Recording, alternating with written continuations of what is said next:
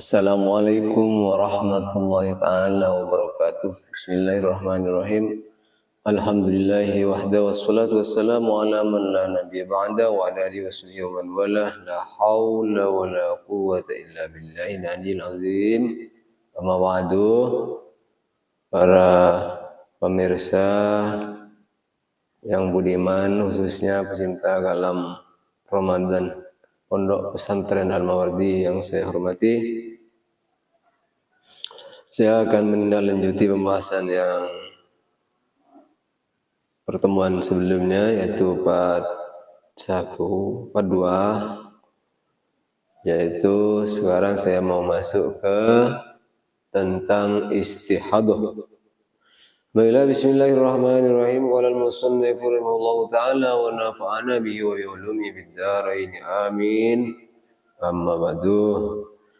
Al-istihadah itu tentang istihadah. Apa itu istihadah? Jadi kita perhatikan, hiya ad-damuz zaid wa ala siril haid wa nifas. Istihadah adalah darah yang keluar yang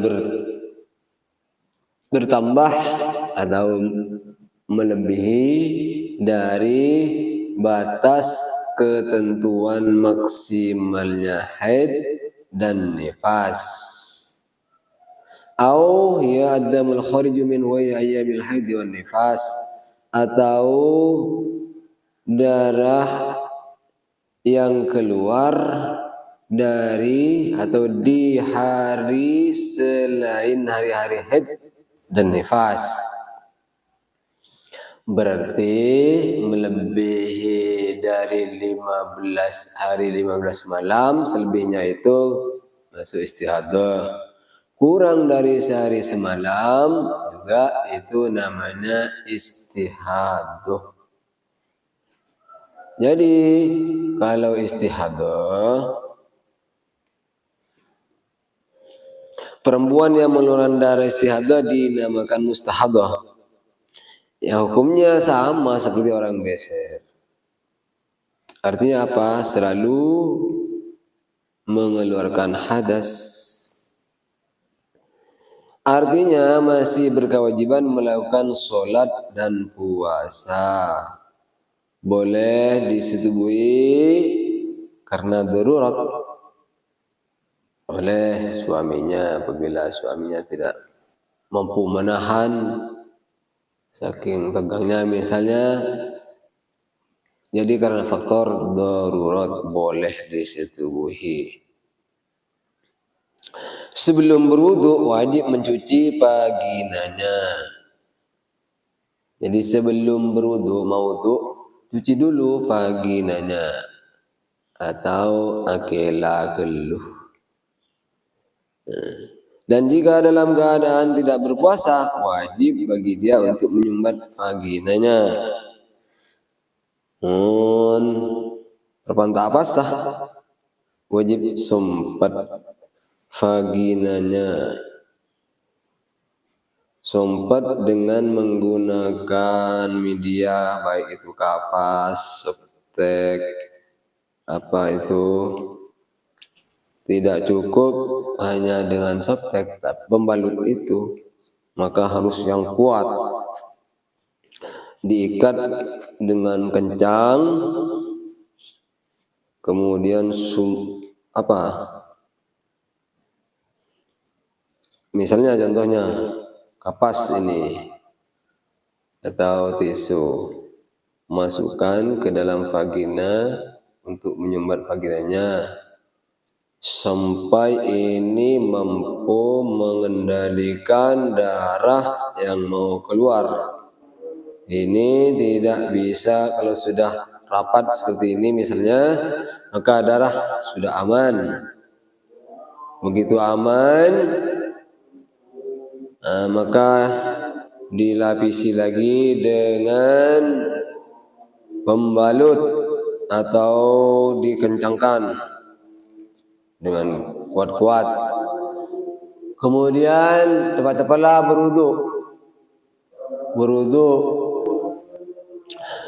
Maka Kalau sudah berwudu, wudunya hanya berlaku 1 kali peruntukan sholat fardu. Sholat fardu 1 plus sholat sunan atau kegiatan lainnya semaunya, baca Al-Quran, zikir, dan wirid, munajat dan sebagainya itu boleh. Tapi kalau untuk sholat fardu, setiap waktu harus berwudu. Dan setiap mau berwudu, dilepaskan dulu ini, ditanggalkan. Apa ini? Pembalutnya ini, sumbatnya ini ditanggalkan lagi. Cuci lagi vaginanya, biar tidak berlumuran darahnya itu. Cuci lagi. Ya makanya wanita itu dilatih, dibina, dididik, supaya tertanam karakter yang baik. Jadi penanaman karakter terhadap wanita seperti ini sebetulnya banyak hikmahnya, sehingga nanti apabila menyikapi anak, bayi, anak kecil yang begitu manjanya, minta ini, minta itu, dan harus diperhatikan dari segi kesehatannya, imun tubuhnya, termasuk pakaiannya, penampilannya, perkembangan fisiknya, tubuhnya, semuanya. Maka kaum ibu yang paling dekat dengan anak itu. Para pemirsa yang dirahmati Allah Subhanahu wa Ta'ala, ini istihadah, tentang istihadah. Setelah kalau seandainya tidak cepat-cepat sholat, maka dia wajib mengulang wudunya. Selama tidak cepat-cepatnya, dia sholat itu bukan demi kemaslahatan sholat seperti menutup aurat dan menanti berjemaah. Dan wudunya harus dilakukan setelah masuknya waktu sholat. Dan wudunya itu hanya untuk 1 sholat fardu dan boleh melakukan sholat sunnah semaunya. Seandainya darah berhenti setelah wudu, maka perempuan itu harus mengulang mencuci vaginanya seperti yang saya jelaskan tadi. Namun seandainya di dalam masanya darah tidak keluar, itu tidak cukup untuk melakukan bersuci dan sholat, maka dia tidak diwajibkan untuk mengulang bersuci dan sholatnya. Ini yang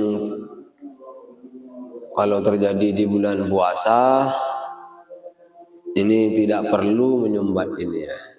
Cukup hanya membersihkan saja, mencuci saja, tidak perlu menyumbat, karena ini kalau dilakukan penyumbatan seperti ini namanya memasukkan sesuatu ke dalam memfat.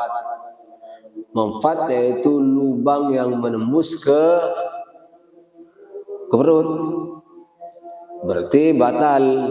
Karena di antara al-mufattirat yang membatalkan puasa itu adalah masuknya sesuatu ke memfat, masuknya benda ke dalam memfat ini.